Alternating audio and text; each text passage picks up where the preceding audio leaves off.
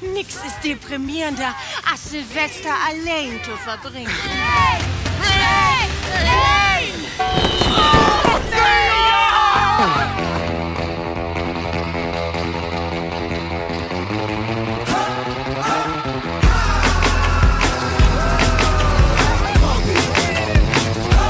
Willkommen im kleinen norddeutschen Örtchen Brekenbüttel, in dem eigentlich nie was passiert.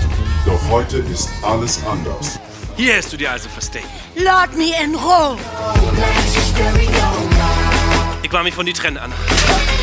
Hier spricht der Polizeipräsident. Uns Bürgermeister ist entführt worden. Man ist halt doch direkt am für mich. Endlich passe wir uns nun was in Brekenbüttel. Ich schalte Geiselnehmer sie. In das Kostüm war sie keinen kennen.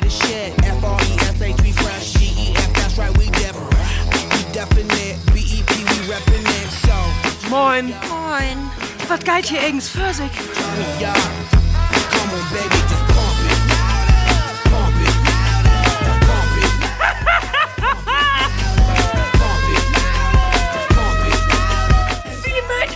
Verstörten Gesichtsudruck morgen. Oh, musst du dir nicht sonderlich viel Müll geben.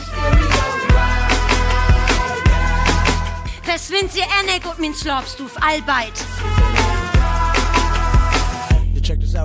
Hollmann PR GmbH bringt sie von Zero zu Hero. Ah! Zeit me late, Mann, da muck ich nicht mehr mit.